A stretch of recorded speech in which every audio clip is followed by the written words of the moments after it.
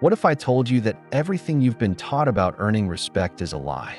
That the endless hustle, the constant pleasing, the carefully crafted image you project, it's all a trap. And the one man who saw through this charade lived over 200 years ago. He discovered a single, disturbing change you can make that will force everyone, from your closest friends to your harshest critics, to respect you. But be warned, this isn't a feel-good life hack. This is a journey into the shadows of human nature, guided by the notoriously pessimistic philosopher, Arthur Schopenhauer. The truth he uncovered is so profound and so unsettling that most people can't handle it. Are you brave enough to find out what it is? Before we unlock this secret, we need to understand the world Schopenhauer saw. Imagine living in a world where everyone is fundamentally driven by an insatiable, blind force. A relentless craving he called the will. This will isn't about your personal desires or goals. It's a primal, cosmic energy that pushes all of us towards endless striving, endless wanting, and ultimately, endless suffering. You see it every day? The desperate chase for more money, more likes, more validation. We think these things will bring us happiness, but Schopenhauer said they are just new chains we forge for ourselves. We're like donkeys chasing a carrot on a stick, always moving but never arriving. In this world of desperate striving, what does respect even mean? For most people, it's just a tool.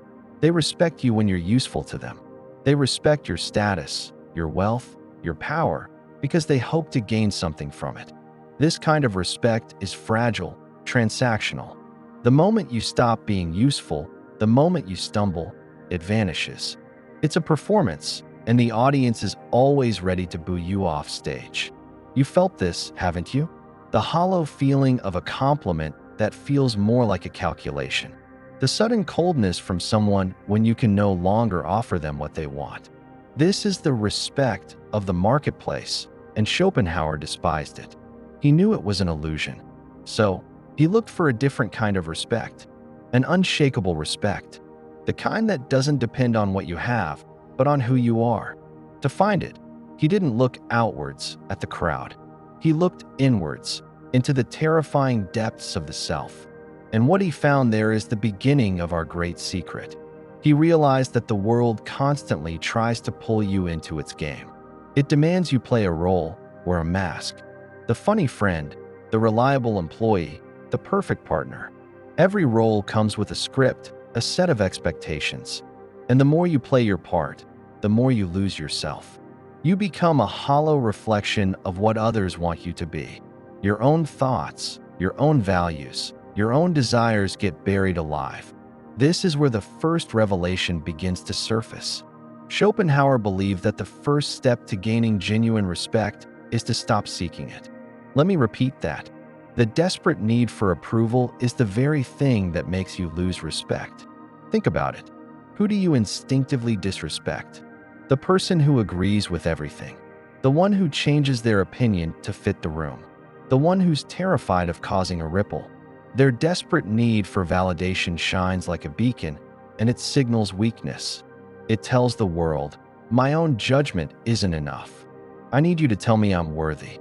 In Schopenhauer's brutal world, driven by the selfish will, this is an open invitation for others to control and manipulate you.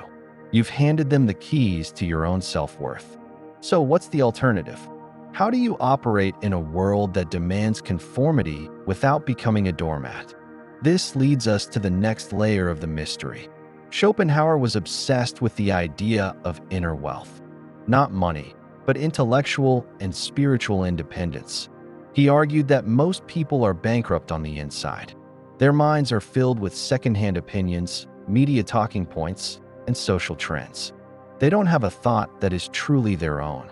They are empty vessels, filled by the noise of the crowd.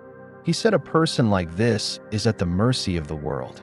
A bad news headline can ruin their day. A stranger's rude comment can shatter their confidence.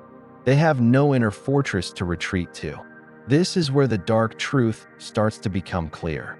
To build this inner fortress, you must practice a kind of radical indifference. an indifference to the circus of public opinion. Schopenhauer wasn't telling you to be a jerk. He was telling you to become a king, the king of your own mind. This means cultivating your own thoughts, your own values, your own principles, away from the prying eyes of the world. It means reading, thinking deeply, and questioning everything, especially the things everyone else takes for granted.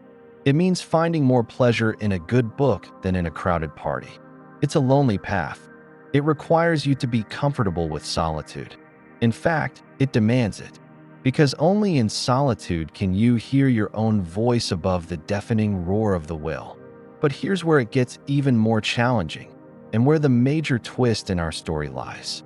You might think, okay, so I develop my own mind. I become an independent thinker. People will see my intelligence and respect me. But that's not it. In fact, the opposite will happen at first. When you start to operate from this place of inner strength, the world will push back hard.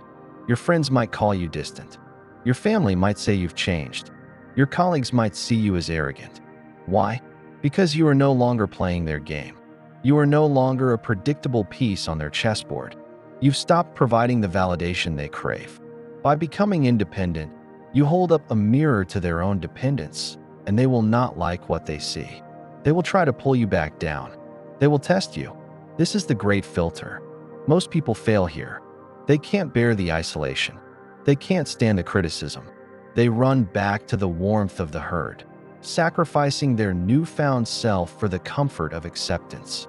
And this brings us to the emotional core of Schopenhauer's philosophy, the single change. It is not an action you take, but a presence you embody. The true source of unshakable respect is the quiet, unshakable knowledge of your own worth, independent of anyone else's opinion. It's not arrogance. Arrogance is loud. It needs an audience.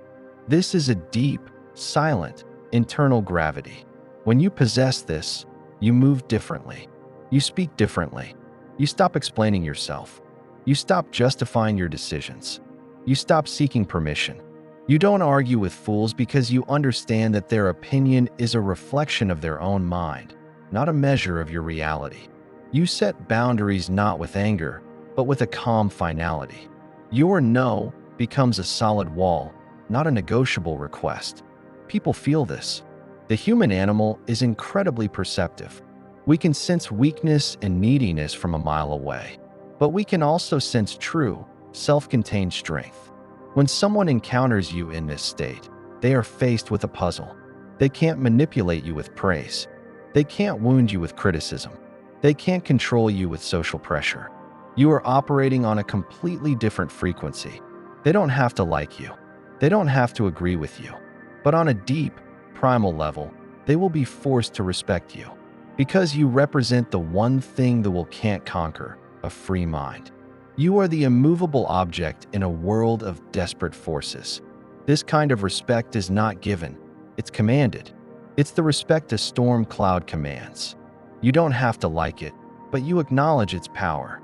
And now, for the final, shocking insight. The ultimate reason this works is because what you're really doing is showing contempt for the very things others worship. Schopenhauer wrote, "To be an object of contempt to those who are themselves contemptible is the surest mark of merit." When you become indifferent to fame, to gossip, to fleeting trends, to the desperate scramble for social status, you are, in essence, holding these things in contempt. And since most people have built their entire identities around chasing these things, your indifference is a profound judgment on their way of life. It's a silent, powerful statement that says, "Your gods are not my gods. Your game is not my game." They may not understand it. They may even hate you for it, but they cannot ignore it. You become a mystery. And in a world of open books and desperate pleas for attention, nothing is more compelling and nothing commands more respect than a mystery. You have made one change. You have shifted your source of validation from the outside world to the inside of your own mind. You have stopped being a beggar for respect and have become the source of it. The world will no longer see a reflection of itself. It will see an individual. And that is the rarest and most respected thing of all. If this journey into the mind of Schopenhauer has sparked something in you, if you feel ready to start building your own inner fortress, then subscribe and share this video with someone who needs to hear it. Let's create a community of independent minds. Thank you for watching.